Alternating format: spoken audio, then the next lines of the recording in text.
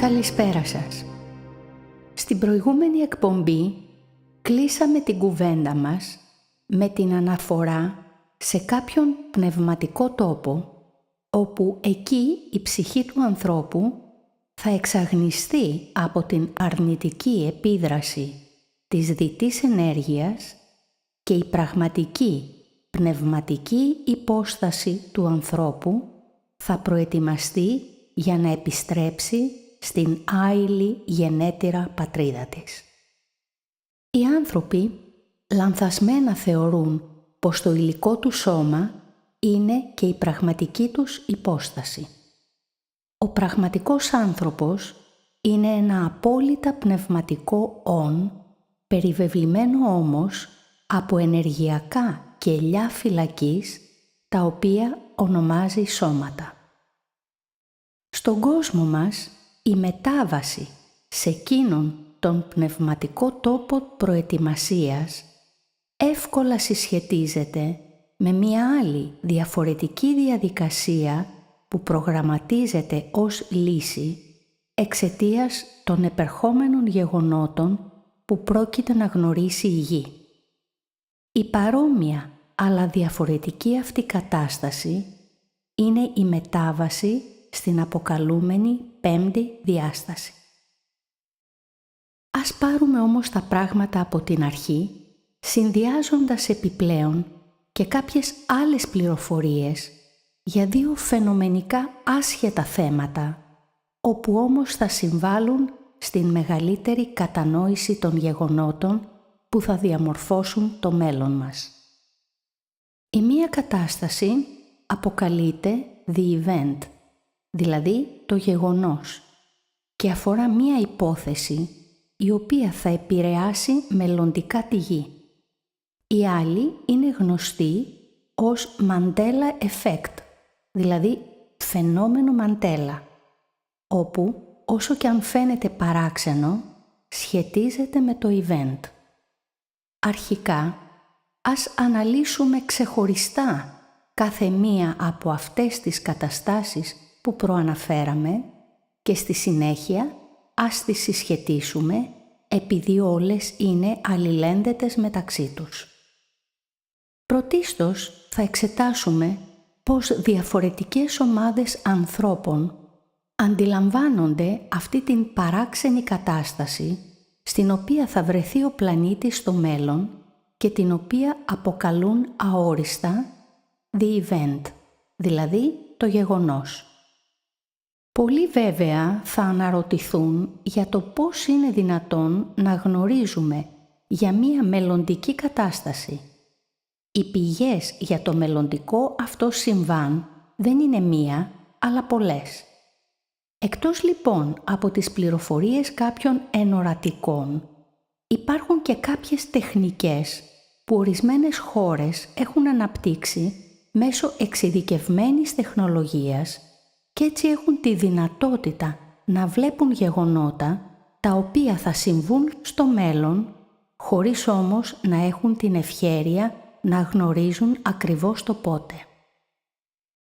Μία από αυτές τις τεχνικές ανέπτυξε και η Στρατιωτική Υπηρεσία Πληροφοριών της Αμερικής με σκοπό να παρακολουθεί στόχους από απόσταση και ονομάζεται Technical Remote Viewing, δηλαδή τεχνική μακρινής παρακολούθησης.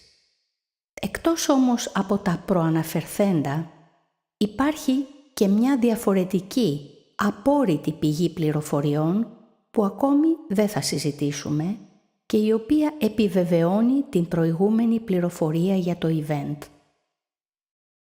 Το γεγονός λοιπόν είναι μια μελλοντική κατάσταση στην οποία αναμένεται να βρεθεί η γη και η οποία θα αλλάξει τη φυσιολογική ροή των πραγμάτων.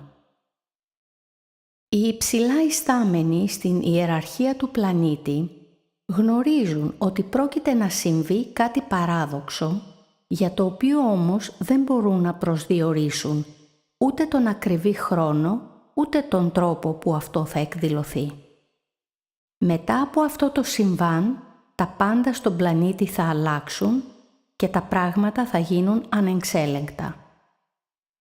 Γι' αυτό ψάχνουν τρόπους ώστε να εξασφαλίσουν αφενός τα πλούτη τους μέσω οικονομικών τεχνασμάτων και αφετέρου τους εαυτούς τους, κατασκευάζοντας μεγάλα υπόγεια καταφύγια και αναζητώντας τρόπους ελέγχου των μαζών. Προημερών έπεσα πάνω σε ένα άρθρο που είχε συντάξει ο Ντάγκλας Μαρκ Ράσκοφ, ο οποίος ως πανεπιστημιακός καθηγητής θεωρητικής τεχνολογίας εξειδικεύεται να δίνει λύσεις σε κοινωνικά θέματα. Γι' αυτό πολλές φορές έχει συνεργαστεί με τις κρατικές αρχές. Στο άρθρο του αυτό ο Μαρκ Ράσκοφ εξέφρασε τον προβληματισμό του όταν προσκλήθηκε από ένα team ατόμων από το ανώτερο κλιμάκιο του κόσμου των αμοιβαίων κεφαλαίων και του ζητήθηκε να βρει τον καλύτερο τρόπο προκειμένου τα υψηλόβαθμα μέλη να διατηρήσουν την εξουσία πάνω στις δυνάμεις ασφαλείας μετά το γεγονός, επειδή η ανεξέλεγκτη κατάσταση του κόσμου που θα επικρατεί μετά το event τους ανησυχεί πολύ. Αυτή όμως είναι η μία κατηγορία ανθρώπων που περιμένουν αυτό το συμβάν. Οι ομάδες των ανθρώπων με πιο πνευματικές ευαισθησίες θεωρούν ότι πρόκειται για ένα γεγονός κοσμικής σημασίας που θα φέρει μία ξαφνική αναβάθμιση στη συνειδητότητα των ανθρώπων. Ο μεταφυσικός Κεν Κάρεϊ δίνει μία περιγραφή αυτού του γεγονότος και λέει «Εκείνη τη στιγμή όλη η ανθρωπότητα θα βιώσει μία ακαριαία μεταμόρφωση τέτοιων διαστάσεων που σας είναι αδύνατον να τη συλλάβετε τώρα. Η στιγμή αυτή θα αποτελέσει το άνοιγμα μέσα από το οποίο θα εμφανιστεί κάτι ακατανόητο. Πραγματικά δεν υπάρχει καμία ενιολογική δομή που να μπορεί να μεταφέρει και να μεταδώσει ένα γεγονός τέτοιων διαστάσεων σαν αυτό που θα συμβεί σύντομα. Εκείνοι που γνωρίζουν τις γραφές διαφόρων λαών πρέπει να είναι σε θέση να καταλάβουν τι συμβαίνει, γιατί αυτή είναι η εποχή για την οποία μιλούν οι γραφές.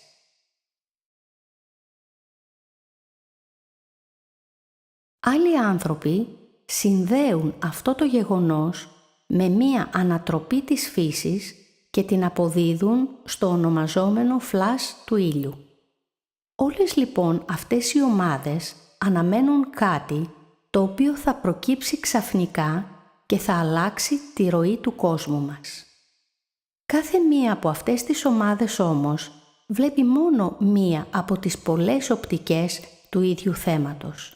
Έτσι, πράγματι αυτό το γεγονός θα φέρει αναστάτωση στον πλανήτη με επιπτώσεις στην οικονομία και στη γενικότερη λειτουργία των κοινωνιών, όπως αναμένει η πρώτη ομάδα, φυσικά και θα δημιουργήσει μια ξαφνική έκλαμψη της συνειδητότητας των ανθρώπων που πιστεύει η δεύτερη ομάδα και επιπλέον πράγματι θα δημιουργήσει και μια μεγάλη αναστάτωση στη φύση όπως περιμένουν οι υπόλοιποι. Τι είναι όμως πραγματικά το event? Υπάρχει ένα σημείο στο Ευαγγέλιο του Ιούδα που κρύβει μια μεγάλη πληροφορία. Η πληροφορία αυτή αφορά την λήξη του χρόνου αυτής της δημιουργίας. Το συγκεκριμένο σημείο του κειμένου λέει «Ο Σάκλας, όταν συμπληρώσει το χρονικό διάστημα που ορίστηκε για αυτόν και θα τελειώσουν αυτό που είπαν ότι μπορούν να κάνουν, τότε όλοι θα καταστραφούν μαζί με τα δημιουργήματά τους».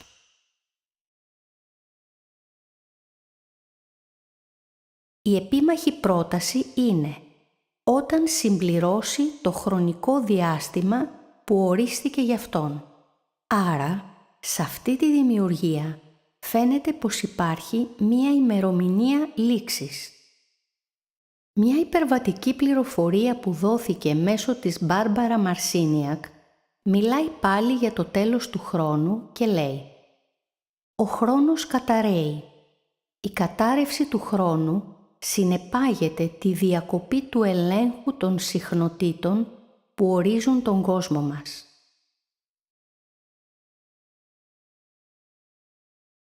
Όμως, αν σκεφτούμε λίγο καλύτερα, τέλος χρόνου σημαίνει και τέλος χώρου, επειδή χώρος και χρόνος είναι ένα και μαζί δημιουργούν το χωροχρονικό συνεχές. Στη γενική σχετικότητα, ο χρόνος και ο χώρος δεν υφίστανται ανεξάρτητα ο ένας από τον άλλον.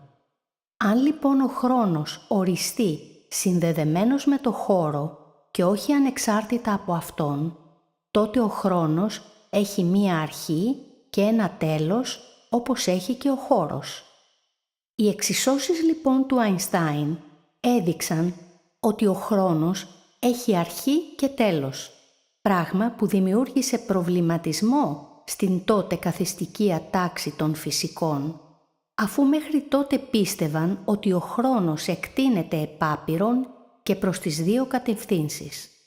Έτσι, το 1963, Ρώσοι επιστήμονες προσπάθησαν να αποδείξουν το αντίθετο από τις εξισώσεις του Αϊνστάιν.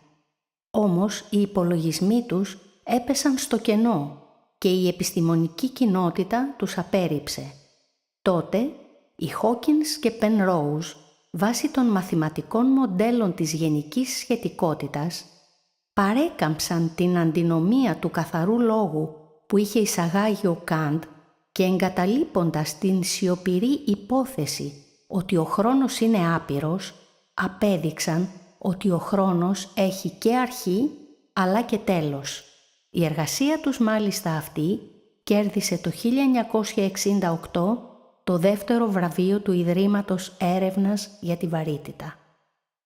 Η ιδέα ότι ο ίδιος ο χρόνος θα μπορούσε να πάψει να υπάρχει και όλα να κινητοποιηθούν έχει προταθεί επίσης από τους Ισπανούς κοσμολόγους Χωσέ Σενοβίγια, Μάρκ Μάρς και Πολ Βέρα του Πανεπιστημίου του Μπιλμπάου και της Σαλαμάνκα. Νέα επιστημονικά στοιχεία δείχνουν ότι ο χρόνος σιγά σιγά εξαφανίζεται από το σύμπαν μας και μια μέρα θα χαθεί εντελώς. Αυτή η θεωρία μπορεί να εξηγήσει και ένα κοσμολογικό μυστήριο που έχει φέρει σε αμηχανία τους επιστήμονες εδώ και χρόνια, που είναι η ηλικιώδης διεύρυνση του σύμπαντος με την παρουσία της σκοτεινής ενέργειας. Κάποια άλλα απόρριτα προγράμματα έρευνας χαρακτηρίζουν αυτή την κατάρρευση του χρόνου με τον όρο «συγκλίνουσα γραμμή του χρόνου». Αυτό όμως το παράδοξο φαινόμενο θα προκύψει εξαιτίας άλλων παρασκηνιακών διαδικασιών που θα διενεργηθούν από ξένες προς αυτήν τη δημιουργία δυνάμεις και ελάχιστοι θα γνωρίζουν το μέγεθος αυτής της επέμβασης. Όσοι έχουν διαβάσει το βιβλίο μου γνωρίζουν για την διαδικασία της απόσυρσης των αρχετύπων που μέλεται να λάβει χώρα στο μέλλον. Λοιπόν, η έναρξη αυτής της απόσυρσης θα είναι η στιγμή που κάποιοι ονομάζουν συγκλίνουσα γραμμή του χρόνου και κάποιοι άλλοι τη χαρακτηρίζουν ως την κατάρρευση του χρόνου που θα αποδομήσει τα πάντα, κυρίως τη φύση. Εξαιτίας αυτής της φυσικής αποδόμησης θα δημιουργηθεί κοινωνικό χάος με αποτέλεσμα την οικονομική κατάρρευση.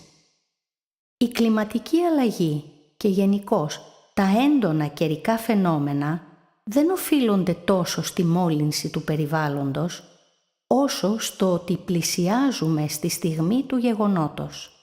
Γι' αυτό όσοι έχουν ερευνήσει το θέμα σε βάθος γνωρίζουν ότι η διατάραξη της ισορροπίας του κλίματος δεν αφορά μόνο τον πλανήτη μας, αλλά ολόκληρο το ηλιακό σύστημα.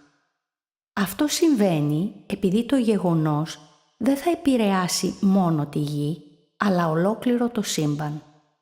Επιπλέον, κάποια ανεξήγητα φαινόμενα που προβληματίζουν τους ανθρώπους είναι οι περίεργοι ήχοι που ακούγονται σε διάφορα μέρη του πλανήτη και κανείς δεν μπορεί να καταλάβει από πού προέρχονται ούτε γνωρίζουν από τι προκαλούνται. Κάποιοι επιστήμονες μόνο εικασίες κάνουν και αποφεύγουν να δώσουν μια ξεκάθαρη απάντηση. Ο διαπρεπής Ρώσος γεωλόγος και ακαδημαϊκός Έλτσιν Νάστραλ Κάλιλοβ λέει σχετικά με τους περίεργους ήχους που ακούγονται σε όλο τον πλανήτη. Αναλύσαμε ηχογραφήσεις τέτοιων ήχων και βρήκαμε ότι το φάσμα των περισσότερων εξ αυτών κυμαίνεται μέσα στο εύρος των υπόηχων που δεν μπορεί να ακουστεί από τους ανθρώπους. Αυτό που ακούν οι άνθρωποι είναι ένα μικρό κλάσμα της πραγματικής δύναμης των ήχων αυτών. Είναι χαμηλής συχνότητας ακουστικές εκπομπές στο εύρος περίπου 20 με 100 Hz, διαμορφωμένες με πολύ χαμηλής συχνότητας κύματα. Δημιουργούνται στην ανώτερη ατμόσφαιρα και συγκεκριμένα στα σύνορα ατμόσφαιρας-ιονόσφαιρας. Κατά τη γνώμη μας, η πηγή τόσο δυνατών και τεραστίων εκδηλώσεων κυμάτων ακουστικής βαρύτητας πρέπει να οφείλεται σε μεγάλου εύρους ενεργειακές διεργασίες. Αυτοί λοιπόν οι ήχοι σε μεταφυσικό επίπεδο προκαλούνται από το λύσιμο των δεσμών αυτής της δημιουργίας που η Αποκάλυψη περιγράφει συγκαλυμμένα σαν το σπάσιμο των 7 σφραγίδων, μία διαδικασία που προηγείται της απόσυρσης των αρχετύπων. Αυτό βέβαια, το σπάσιμο των σφραγίδων της Αποκάλυψης, συνοδεύεται και από άλλα φυσικά φαινόμενα. Όμως, λίγοι άνθρωποι αναζητούν τις βαθύτερες παρασκηνιακές και μεταφυσικές διεργασίες που είναι και η πηγή αυτών των φυσικών φαινομένων. Ας μην ξεχνάμε πως οποιοδήποτε φυσικό φαινόμενο είναι απλά η υλική εκδήλωση μιας μεταφυσικής διεργασίας. Έτσι, ενώ κάποιοι άνθρωποι αρκούνται να εξετάζουν μόνο το υλικό αποτέλεσμα, κάποιοι άλλοι κρυφοκοιτάζουν στο αόρατο και πίσω από την κουρτίνα του ορατού. Επίσης, το περιβόητο φλας του ήλιου, που κάποιες ομάδες θεωρούν πως θα είναι το event, θα είναι απλά μια παρενέργειά του. Στην πραγματικότητα, κανείς δεν θα κατανοεί αυτό που θα συμβαίνει και η πολυγνωμία θα βρίσκεται στο αποκορύφωμά της. Έτσι, ξαφνικά, τα πάντα θα αλλάξουν. Όμως, αυτό είναι ένα γεγονός που κανείς δεν μπορεί να προβλέψει τις συνέπειές του, επειδή δεν υπάρχει αντίστοιχο προηγούμενο από καταβολής χρόνου. Γι' αυτό το Ευαγγέλιο του Ματθαίου λέει «Επειδή τότε θα υπάρξει θλίψης μεγάλη, που δεν έγινε από την αρχή του κόσμου μέχρι σήμερα, ούτε θα ξαναγίνει. Επειδή αυτή θα είναι η ώρα της λήξης του συμβολαίου για τη λειτουργία αυτής της δημιουργίας. Και αφού τα πάντα στήθηκαν πάνω σε αρχέτυπα, κανείς δεν μπορεί να φανταστεί τι θα συμβεί όταν αυτά τα αρχέτυπα θα αρχίσουν να αποσύρονται. Επειδή λοιπόν η πραγμάτωση του γεγονότος στον κόσμο μας θα έχει ολέθριες συνέπειες, από τους διαχειριστές αυτής της δημιουργίας εφαρμόζεται μία παράξενη τεχνική που σκοπό έχει να απομακρύνει όσο περισσότερο μπορεί την ώρα της εκδήλωσης αυτού του γεγονότος. Αυτή η τεχνική αφορά κάποιες διαφοροποιήσεις στη ροή του χρόνου που στους πιο παρατηρητικούς ανθρώπους δημιουργεί προβληματισμό, δίνοντας στο φαινόμενο ποικίλες ερμηνείες. Αυτή η κατάσταση ονομάστηκε από τους ανθρώπους Mandela Effect, δηλαδή φαινόμενο Μαντέλα. Το φαινόμενο Μαντέλα αποκαλέστηκε έτσι εξαιτίας της περίεργης αντίληψης που είχαν κάποιοι άνθρωποι για τον πραγματικό χρόνο του θανάτου του Νέλσον Μαντέλα. Οι γνώμες λοιπόν διήσταντο επειδή κάποιοι είχαν την έντονη πεποίθηση ότι ο Μαντέλα είχε πεθάνει μέσα στη φυλακή τη δεκαετία του 1980 και πολλοί μάλιστα από αυτούς θυμόντουσαν και την κηδεία του. Όλοι αυτοί παραξενεύτηκαν όταν πληροφορήθηκαν ότι ο Μαντέλα πέθανε το 2013, αφού ήδη τον θεωρούσαν νεκρό. Το όνομα λοιπόν του φαινομένου μπορεί να είχε εκεί την αφετηρία του, όμως οι ρίζες του φτάνουν πολύ πιο βαθιά, επειδή τα παράξενα γεγονότα άρχισαν μετά το 2010 να πληθαίνουν στην καθημερινότητα όλων των ανθρώπων. Βέβαια, το μεγαλύτερο μέρος των ανθρώπων αποδίδει κάποια περίεργα περιστατικά στη δική του λανθασμένη δήθεν αντίληψη. Όμως, όσοι γίνονται πιο προσεκτικοί μέσα στην καθημερινότητά τους, εντοπίζουν πως το παράδοξο δεν είναι η δική τους λάθος αντίληψη, αλλά μία διαφορετική κατάσταση στη ροή του χρόνου. Ας φέρουμε μερικά ενδεικτικά παραδείγματα από περιστατικά που έχουν συμβεί σε απλούς και καθημερινούς ανθρώπους, ώστε να γίνει πιο κατανοητό το φαινόμενο. Κάποιος γνωστός κάποιο βράδυ έσβησε όπως κάθε νύχτα το πορτατίφ δίπλα στο κρεβάτι του, γύρισε πλευρό και κοιμήθηκε.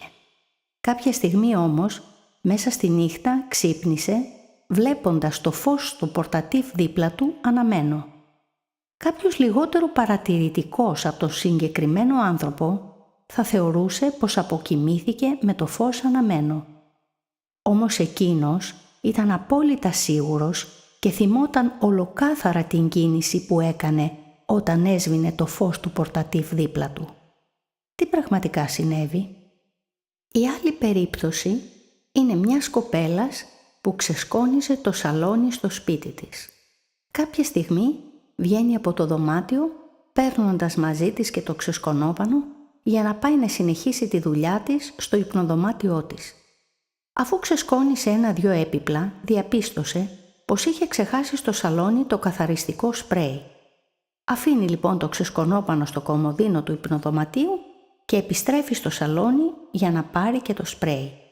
Εκεί όμως, δίπλα στο καθαριστικό, βρίσκει και το ξεσκονόπανο που μόλις είχε ακουμπήσει στο κομοδίνο του δωματίου. Περιττό να πω πως στο υπνοδωμάτιο δεν υπήρχε ξεσκονόπανο. Τι πραγματικά συνέβη?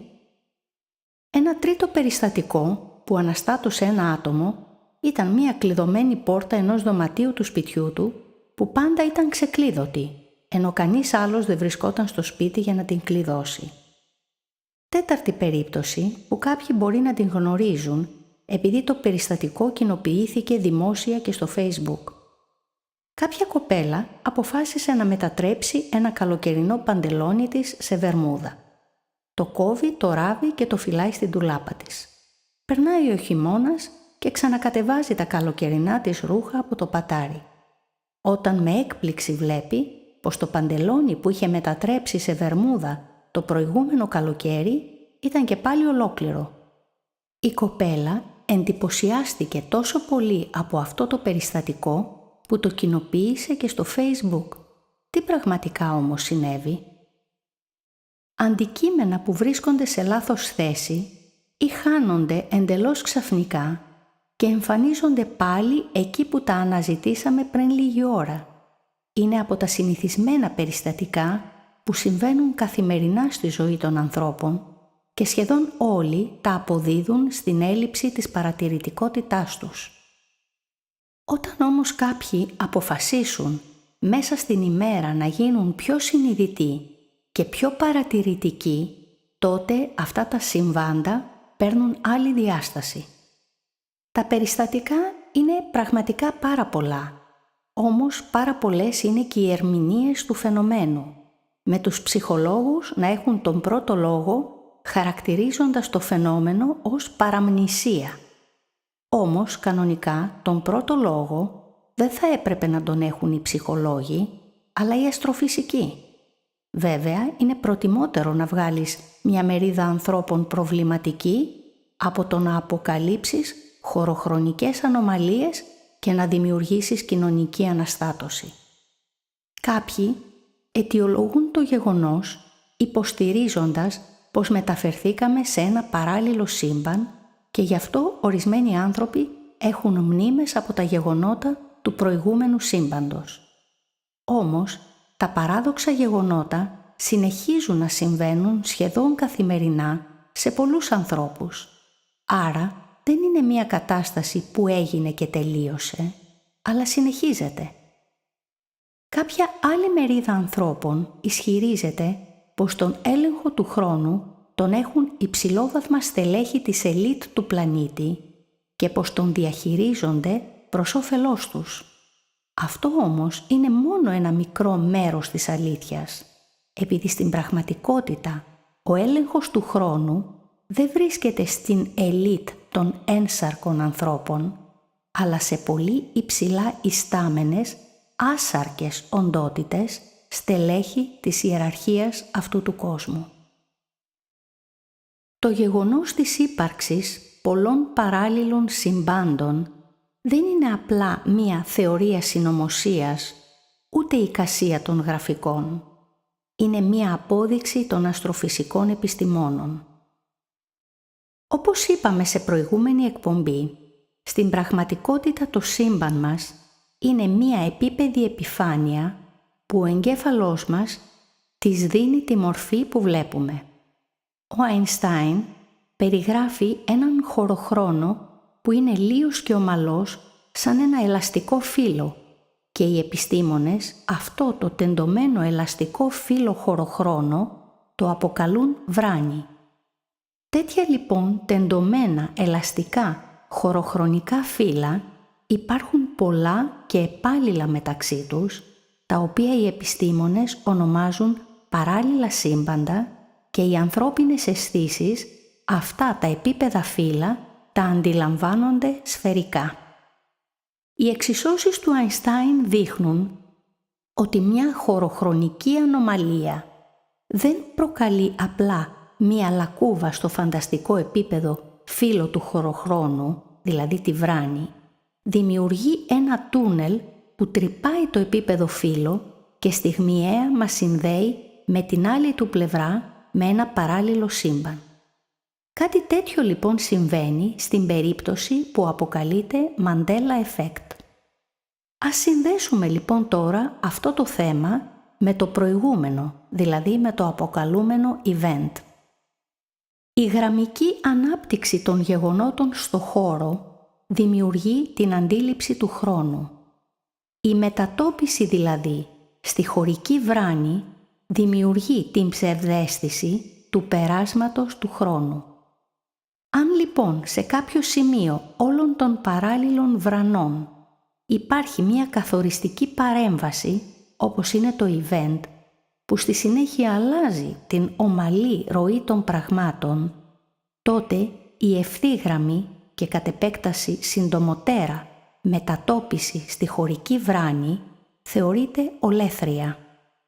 Σε αυτήν λοιπόν την περίπτωση, οι διαχειριστές αυτής της δημιουργίας δημιουργούν τεχνητά ζικ-ζακ βυθίσματα στην παράλληλη βράνη και μετατρέπουν την ευθύγραμμη και συντομοτέρα κίνηση στη χωρική βράνη σε τεθλασμένη, απομακρύνοντας κατά αυτόν τον τρόπο τη στιγμή της συνάντησης με το event. Έτσι, στο παράδειγμα του παντελονιού, ενώ στο ένα σύμπαν βράνη το παντελόνι είναι απείραχτο, στο βύθισμα στην παράλληλη βράνη το παντελόνι μεταποιείται σε βερμούδα. Επανερχόμενοι όμως πάλι στο αρχικό σύμπαν, βρίσκουμε το παντελόνι να είναι απείραχτο και τότε η κοπέλα τρελαίνεται. Το ίδιο λοιπόν συμβαίνει σε όλες τις παράξενες περιπτώσεις που προβληματίζουν τους πιο παρατηρητικούς. Στο δικό μας δηλαδή σύμπαν, κάποιος άνθρωπος αφήνει τα κλειδιά του σπιτιού του πάντα στο τραπεζάκι της εισόδου, ενώ στο βύθισμα στο παράλληλο τα ακουμπάει στο τραπέζι της κουζίνας. Έτσι, ενώ τα αναζητά ως συνήθως στο τραπεζάκι της εισόδου, ξαφνικά τα βρίσκει στην κουζίνα.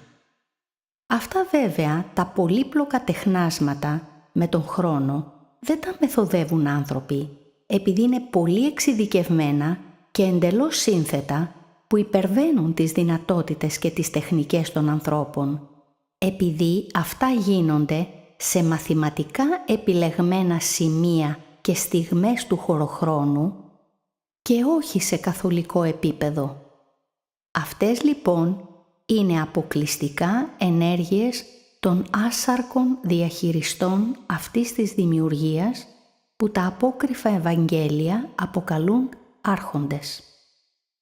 Εδώ θα πρέπει να ανοίξω μία παρένθεση για να απαντήσω σε μία απορία που σίγουρα θα δημιουργηθεί στη σκέψη πολλών ακροατών που δεν έχουν διαβάσει το βιβλίο. Η εύλογη απορία τους θα είναι η εξής. Πώς μπορούμε να συνδέσουμε την πληροφορία της προηγούμενης εκπομπής για το σύμπαν μαύρη τρύπα με την παρουσία των παράλληλων συμπάντων? Θα δώσω λοιπόν εδώ μία πολύ σύντομη, αρκετά απλουστευμένη και επιγραμματική εξήγηση ώστε να καλύψει κάπως την απορία των μη αναγνωστών. Την ώρα που προκλήθηκε το Big Bang στη σημειακή ιδιομορφία στο βάθος της μαύρης τρύπας, δημιουργήθηκαν ταυτόχρονα δύο κυρίαρχα σύμπαντα, ένα υλικό και ένα αντιυλικό, με άπειρες αντανακλάσεις ανάμεσά τους, όπως δύο καθρέφτες, ο ένας απέναντι στον άλλον, δημιουργούν άπειρα είδωλα. Έτσι, αυτές οι αντανακλάσεις είναι τα αποκαλούμενα παράλληλα σύμπαντα. Ας δούμε όμως τι θα συμβεί μετά το event που τόσο πολύ το φοβούνται οι διαχειριστές αυτής της δημιουργίας. Το event θα σημάνει την έναρξη της έκτης ρίζας φυλής και το τέλος του πέμπτου κύκλου του γένους του σιδήρου, περνώντας το σύμπαν σε μία περίοδο πραλάγια. Αυτή η κατάσταση θα αναγκάσει την ανθρωπότητα να επιλέξει ανάμεσα σε δύο επιλογές. Υπάρχει μία ταυτόσιμη προφητεία του τελευταίου ιερέα των Μάγια και των Ινδιάνων Χόπι για το τέλος του χρόνου, που όμως και οι δύο προφητείες μιλάνε για τον διαχωρισμό της ανθρωπότητας σε δύο ομάδες. Σε κάποιο σπήλαιο στην Αριζόνα υπάρχει χαραγμένη αναπαράσταση αυτής της προφητείας των Χόπι που δείχνει τους ανθρώπους να πορεύονται πάνω σε ένα δρόμο μέχρι ένα σημείο και από εκεί οι άνθρωποι χρειάζεται να επιλέξουν ανάμεσα σε δύο κόσμους. Επίσης οι Χόπι προφητεύουν και κάτι ακόμη που θα πρέπει να μας προβληματίσει αρκετά. Λένε πως ο κόσμος θα τελειώσει όταν ο πλανήτης θα είναι καλυμμένος με αόρατα νήματα σαν τους ιστούς της αράχνης και όλοι οι άνθρωποι θα επικοινωνούν μεταξύ τους με αυτά τα αόρατα νήματα. Τότε θα έρθει το τέλος του κόσμου και οι άνθρωποι θα χωριστούν σε δύο ομάδες. Η μία ομάδα θα οδηγηθεί στην ευημερία, ενώ η άλλη ομάδα θα οδηγηθεί στον όλεθρο. Αντίστοιχη όμως είναι και η προφητεία του τελευταίου ιερέα των Μάγια, Τσαλάμ Μπαλάμ, που λέει για το τέλος του κόσμου. Για τους μισούς ανθρώπους θα υπάρχει τροφή και για τους άλλους μισούς δυστυχία. Θα έχει τελειώσει ο λόγος του Θεού και χρειάζεται ομόνοια για έναν σκοπό. Η πορεία που θα ακολουθήσουν και οι δύο ομάδες αφορά μία μετάβαση εκτός ύλης που θα είναι αναπόφευκτη, αφού το τέλος του χρόνου θα σηματοδοτεί και το τέλος του υλικού χώρου, όχι όμως και του ενεργειακού. Επίσης, η επιλογή για την μετάβαση στην μία ή στην άλλη κατάσταση δεν θα επηρεάζεται από το εάν κάποιος θα είναι ζωντανός ή νεκρός, επειδή και οι δύο καταστάσεις δεν θα αφορούν την πυκνή ύλη η οποία τότε θα καταρρέει. Έτσι, η μία ομάδα θα οδηγηθεί στην πολυσυζητημένη πέμπτη διάσταση και οι άλλοι στον τόπο που ο Χριστός αποκαλεί τόπο ετοιμασμένο. Η φυσική πορεία που θα ακολουθήσει το σύμπαν στη νέα φάση του θα συμπαρασύρει την ανθρωπότητα μαζί του στην πέμπτη ενεργειακή διάσταση. Έτσι, η μετάβαση εκεί δεν είναι θέμα επιλογής, αλλά το φυσικό επακόλουθο της νέας κατάστασης. Επιλογή θα υπάρχει μόνο για όσους αρνηθούν να συμπαρασυρθούν από αυτήν την κατάσταση και συνειδητά επιλέξουν να εγκαταλείψουν αυτή τη δημιουργία, προετοιμάζοντας το πνεύμα τους για την οριστική μετάβαση στις αληθινές πνευματικές πατρίδες. Αυτοί θα σχηματίσουν την άλλη ομάδα που και οι δύο προηγούμενες προφητείες αναφέρουν. Αυτό θα είναι το τέλος της πέμπτης ρίζας φυλής του γένους του σιδήρου και η δημιουργία της έκτης ρίζας φυλής. Εδώ όμως ετοιμάζεται μία παγίδα για τους ανθρώπους από τους διαχειριστές αυτού του κόσμου, οι οποίοι προσπαθούν να συγχύσουν τις δύο αυτές διαφορετικές καταστάσεις σε μία. Η είσοδος της ανθρωπότητας στην έκτη ρίζα φυλή θα δημιουργήσει μία οριστική απόσχηση από αυτή τη δημιουργία, δηλαδή από το απαγορευμένο δέντρο, το οποίο όμως θα συνεχίσει την δική του ανεξάρτητη ενεργειακή πορεία μέχρι να σβήσει οριστικά.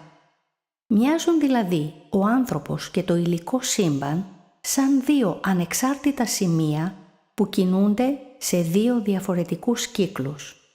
Κάποια στιγμή της αιωνιότητας, οι περιφέρειές τους συναντήθηκαν σε κάποιο σημείο όπου δημιουργήθηκε ο ενεργειακός και υλικός άνθρωπος.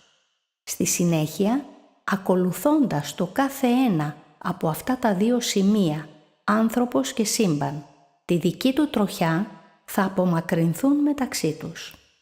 Η αληθινή έκτη ρίζα φυλή των ανθρώπων πρόκειται να εξελιχθεί έξω από αυτόν τον κόσμο, ακολουθώντας τη δική της πορεία.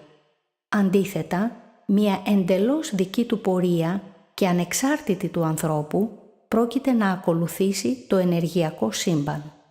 Αν ο άνθρωπος πλανηθεί και δεν ακολουθήσει τη δική του τροχιά, αλλά μπερδευτεί και ακολουθήσει αυτήν του σύμπαντος, τότε θα χαθεί περνώντας τον δεύτερο θάνατο. Η αποκαλούμενη λοιπόν μετάβαση στην πέμπτη διάσταση είναι ο δρόμος για τον δεύτερο θάνατο. Ο πνευματικός τόπος ο ετοιμασμένος είναι μία περιοχή στα όρια αυτής της δημιουργίας, διαμορφωμένος από τις πνευματικές ολότητες της πρώτης δημιουργίας των αληθινών κόσμων και θεωρείται η ενδιάμεση περιοχή προετοιμασίας των ανθρώπων ώστε να απεκδηθούν τα ενεργειακά, διαιρετά τμήματα με τα οποία συνυφάνθηκε η πνευματική τους ύπαρξη και να καταστούν έτοιμοι για να περάσουν στις πνευματικές πατρίδες. Αυτή η διαδικασία είναι απόλυτα επιβεβλημένη επειδή στους χώρους του καθαρού πνεύματος των υπερσυμπάντων δεν χωράει η ενέργεια. Γι' αυτό και ο Χριστός στο Ευαγγέλιο του Ιούδα λέει «Αληθινά σας λέγω, κανείς γεννημένος από αυτόν τον αιώνα δεν θα δει αυτή τη γενεά και καμιά στρατιά αγγέλων των άστρων δεν θα κυβερνήσει επάνω σε αυτή τη γενιά και κανένα πρόσωπο με θνητή γέννηση δεν μπορεί να συναναστραφεί μαζί της, επειδή κανένα πρόσωπο με θνητή γέννηση δεν είναι άξιο να εισέλθει στον οίκο που έχεις δει, γιατί αυτός ο τόπος έχει κρατηθεί για τους Αγίους. Ούτε ο ήλιος, ούτε η σελήνη θα κυβερνούν εκεί, ούτε η ημέρα, αλλά το ιερό θα διαμένει εκεί πάντοτε στον αιώνιο κόσμο με τους Αγίους Αγγέλους. Έτσι, προκειμένου οι άνθρωποι να μην χαθούν για πάντα, ετοιμάστηκε αυτός ο ενδιάμεσος χώρος προετοιμασίας τον οποίον υποσχέθηκε ο Χριστός όταν είπε «Υπάγω να σας ετοιμάσω τόπον». Τότε, αφού η πραγματική πνευματική φύση του αληθινού ανθρώπου αναδειχθεί, χωρίς πλέον η θνητή γέννηση να τον δεσμεύει, θα μπορεί να περάσει στους σεπτούς και άγιους εκείνους κόσμους της πρώτης δημιουργίας, σχηματίζοντας τότε την εβδόμη ρίζα φυλή. Η αρπαγή που περιγράφεται μέσα στα Ευαγγέλια δεν αφορά την αρπαγή του φυσικού σώματος, αλλά της πραγματικής ύπαρξης του ανθρώπου, με αποτέλεσμα η προβολή του υλικού ανθρώπου στο υλικό πεδίο να πάβει να προβάλλεται, δίνοντας την εντύπωση σε αυτούς που μένουν πίσω πως κάποιοι αποϊλοποιήθηκαν. Η ανάλυση αυτού του θέματος είναι αδύνατο να γίνει τώρα εδώ, όμως περιγράφεται αναλυτικά στο βιβλίο. Το απόσπασμα από το Ευαγγέλιο του Ματθαίου το δείχνει πολύ καθαρά. «Τότε δύο θέλουσι είστε εν το αγρό. Ο εις παραλαμβάνεται και ο εις αφήνεται. Δύο γυναίκες θέλουσι αλέθη εν το μήλο. Μία παραλαμβάνεται και μία αφήνεται».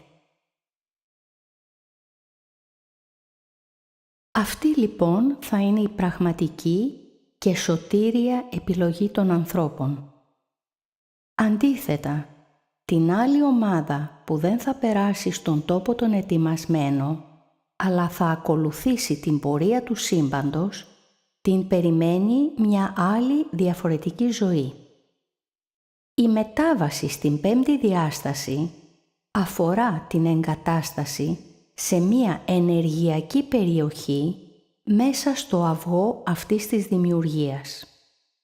Όσοι άνθρωποι εκείνη την κρίσιμη ώρα θα παραμένουν ακόμα ζωντανοί στο υλικό πεδίο, θα μεταφέρονται με τεχνητό τρόπο με τα διαστημόπλια του Αντίχριστου.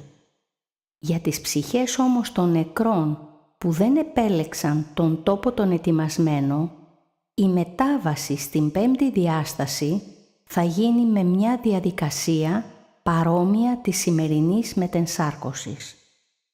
Θα διαβάσω τώρα ένα απόσπασμα από τις οδηγίες που δίνονται για τους ενδιαφερόμενους της πέμπτης διάστασης. «Σαν σπόρος των άστρων θα γίνω, πεμπτοδιάστατος, στους θαλάμους μεταμόρφωσης, στα διαστημόπλια του αστρικού μου έθνους. Για όσους επιλέξουν τους θαλάμους μεταμόρφωσης, δεν πρέπει να ανησυχούν, διότι όποιος επιλέξει συνειδητά να περάσει στην πέμπτη διάσταση, θα το επιτύχει. Την δεύτερη ημέρα στους θαλάμους μεταμόρφωσης θεραπεύονται αυτόματα και όλα τα ψυχικά προβλήματα που τυχόν παρέμειναν και γινόμαστε πλήρως συνειδητά άτομα, γεμάτα από ανιδιοτελή αγάπη προς όλους. Στον πρώτο μήνα θα γίνουν οι επαφές και η ανταλλαγή πληροφοριών, οι επισκέψεις μας στα διαστημόπλια τους και θα εκπαιδευτεί ο κόσμος στην καινούρια τεχνολογία. Στο δεύτερο μήνα θα γίνει η εκπαίδευσή μας για το πώς θα πρέπει να είμαστε και πώς να συμπεριφερόμαστε στην γαλαξιακή κοινωνία στην οποία θα εισέλθουμε. Ποιοι οι κανόνες, ποιοι οι νόμοι, ποιο το πρωτόκολλο συμπεριφοράς μας. Στον τρίτο μήνα θα μάθουμε ποιες είναι οι νέες δυνατότητες που θα έχουμε, οι νέες δυνάμεις μας και θα εκπαιδευτούμε πώς να μπορούμε αυτές να τις χαλιναγωγούμε, ώστε να μην γινόμαστε άθελά μας επικίνδυνοι λόγω των ισχυρών δυνάμεων που θα αποκτήσουμε. Στον τελευταίο τέταρτο μήνα που τελειώνει η εκπαίδευσή μας, θα μάθουμε τι ακριβώς θα γίνει στους θαλάμους μεταμόρφωσης, όπου σε σύντομο χρονικό διάστημα και μόνο μέσα σε 3 ημέρες θα περάσουμε από την τρίτη διάσταση που είμαστε τώρα στην πέμπτη διάσταση. Στη συνέχεια θα μπούμε στους θαλάμους αυτούς που θυμίζουν θαλάμους αποσυμπίεσης των δυτών και την πρώτη μέρα θα γίνουν οι αλλαγές στο σώμα μας.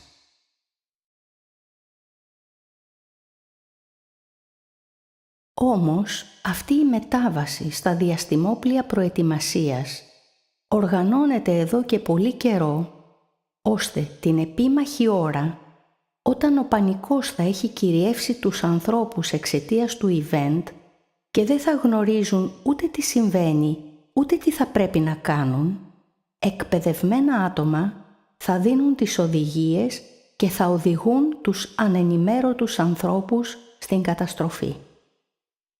Ας δούμε όμως πώς οι δυνάμεις αυτού του κόσμου, οι οποίες τις περισσότερες φορές συστήνονται ως εξωγήινοι, εξασφαλίζουν την επιτυχία του εγχειρήματός τους. Ο Dr. David Jacobs, αναπληρωτής καθηγητής ιστορίας στο Πανεπιστήμιο Temple, πάνω από 38 χρόνια ερευνά το θέμα των απαγωγών από UFO.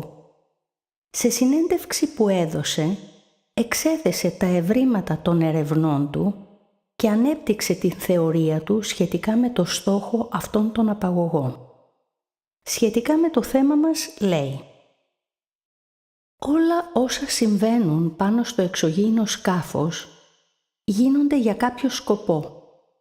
Όλα έχουν κάποια λογική.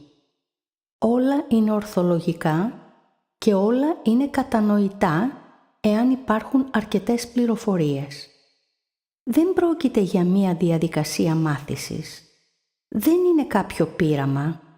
Δεν προσπαθούν να κατανοήσουν πώς λειτουργούμε. Αποδεικτικά στοιχεία υποδηλώνουν ότι πρόκειται για ένα πρόγραμμα.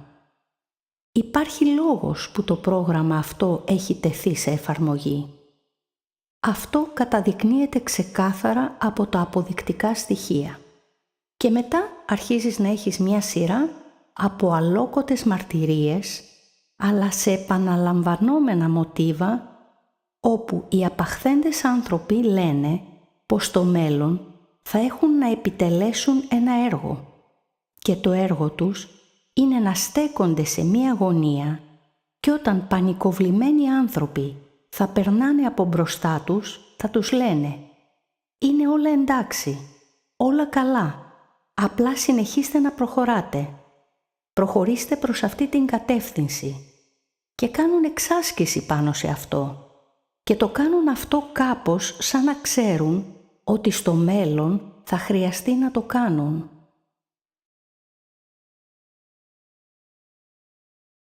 Προετοιμάζονται λοιπόν οι δυνάμεις εξουσίας αυτής της δημιουργίας, ώστε να κατευθύνουν τις πανικοβλημένες μάζες των ανθρώπων στα διαστημόπλια της υποτιθέμενης σωτηρίας, τάζοντάς τους φύκια για μεταξωτές κορδέλες.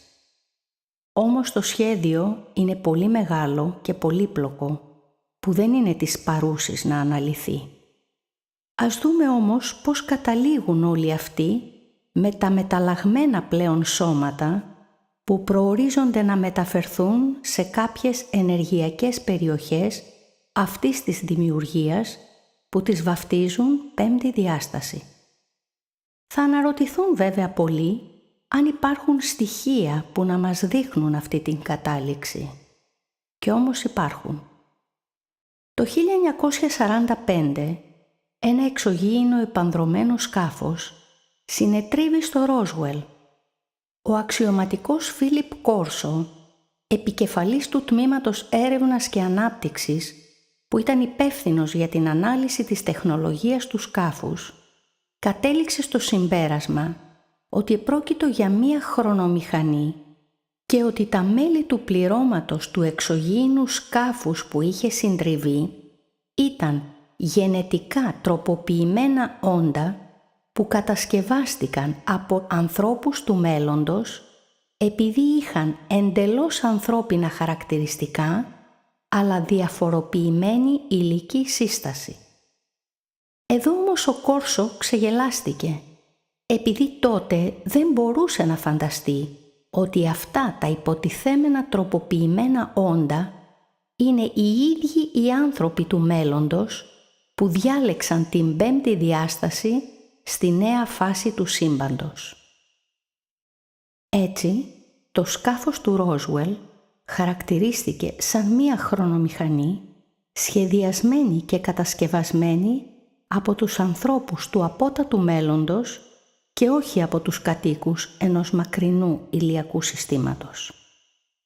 Αυτές τις θέσεις ήρθαν να τις επιβεβαιώσουν και νέες επισκέψεις και άλλων τέτοιων όντων, που όμως αυτές κρατήθηκαν περισσότερο μυστικές, μέχρι που ο υπεύθυνος του προγράμματος διαχείρισης αυτών των όντων, Dan Barris, γενετιστής και διδάκτορ της μικροβιολογίας και μοριακής γενετικής, διέρευσε πολλές και ενδιαφέρουσες πληροφορίες. Σε γενικές γραμμές, τα όντα αυτά, που ονομάστηκαν με το κωδικό όνομα J-Rods και χαρακτηρίστηκαν ως εξωγήινες βιολογικές οντότητες, είναι ένα μεταλλαγμένο είδος ανθρώπου του μέλλοντος που κάνουν την μεγάλη υπέρβαση μέσα από τις γραμμές του χρόνου, φθάνοντας στο σήμερα, ζητώντας σωτηρία. Ο Μπιλ Χάμιλτον, προγραμματιστής αναλυτής στο Πανεπιστήμιο της Καλιφόρνιας στο Λος Άντζελες, δημοσίευσε επιστολή του Dan Barris που ανέφερε σχετικά για αυτά τα όντα.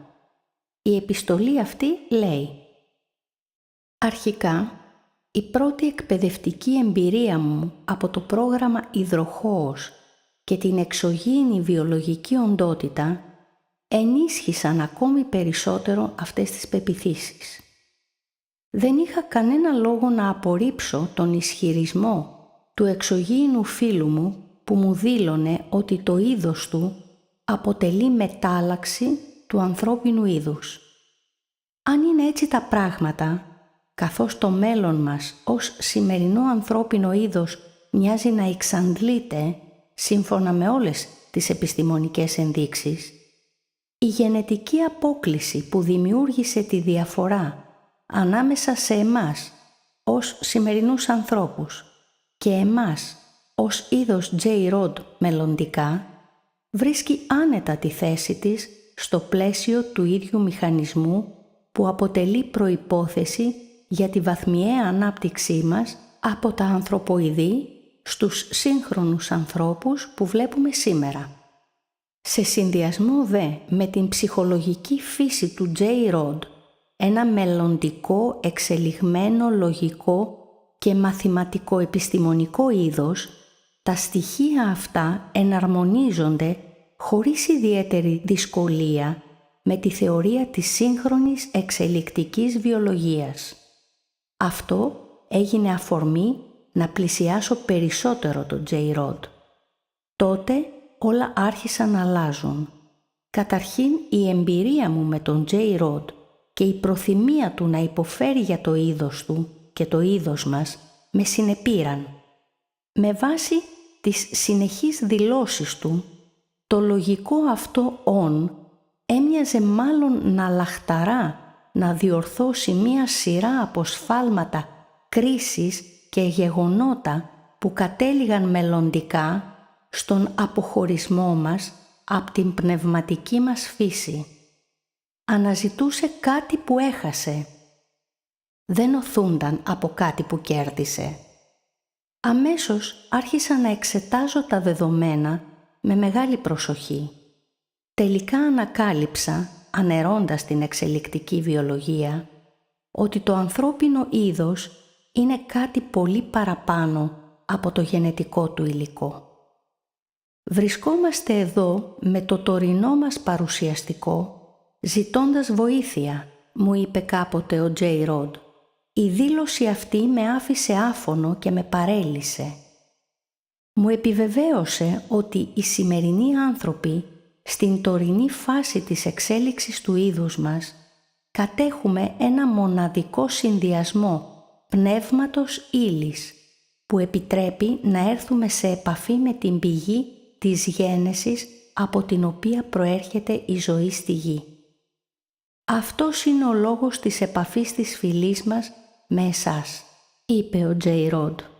Ερχόμαστε εδώ από το μέλλον για να διορθώσουμε τα λάθη που μας οδήγησαν στο ανθρώπινο είδος που γίναμε.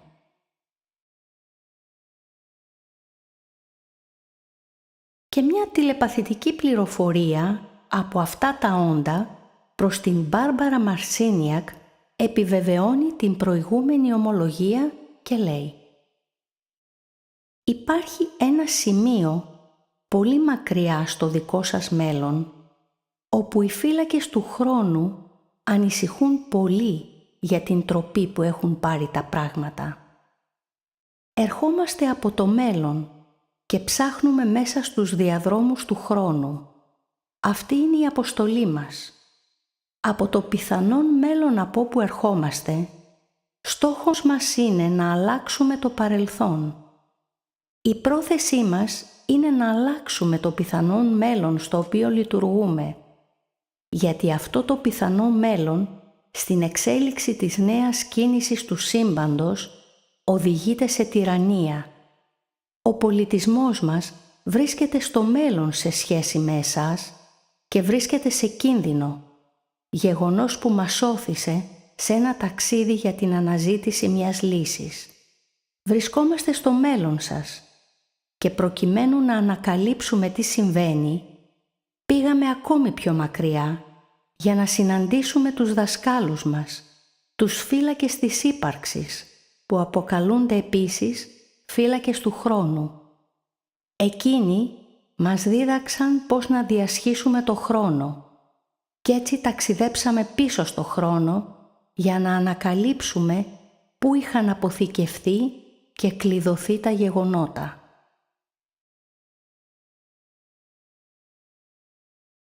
Όμως τα πράγματα είναι δύσκολο να αλλάξουν, επειδή τα πάντα έχουν ήδη συμβεί και κλειδωθεί όπως σε μία κινηματογραφική ταινία, και την ώρα που τα αρχέτυπα αποσύρονται, τα πάντα τελειώνουν για αυτή τη δημιουργία. Έτσι οι άνθρωποι που πρόκειται να περάσουν στην πέμπτη διάσταση δεν θα κατανοήσουν ποτέ τι πραγματικά συνέβη στον κόσμο μας όταν το σύμπαν θα περνάει στη νέα του φάση. Εάν γνώριζαν, δεν θα ακολουθούσαν ποτέ αυτή την επιλογή, αλλά θα ετοιμάζονταν να μεταβούν στον ιερό τόπο τον ετοιμασμένο. Η ηρωνία σε όλη αυτή την υπόθεση είναι ότι το σκάφος που συνετρίβει στο Ρόζουελ είχε γραμμένη επάνω του με αρχαία ελληνική γραφή τη λέξη ελευθερία.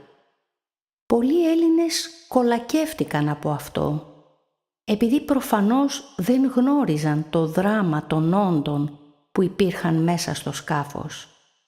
Επειδή αυτοί, οι αλαφιασμένοι ταξιδιώτες του χρόνου, είναι ενδεχομένως η κατάληξη των σύγχρονων δωδεκαθεϊστών, αυτών που θα ακολουθήσουν την έκπτωτη ομάδα των Ολύμπιων θεών.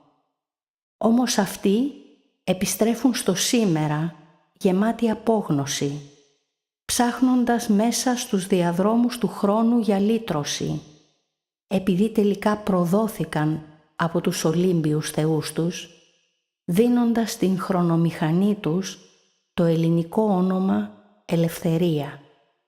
Καλό σας βράδυ.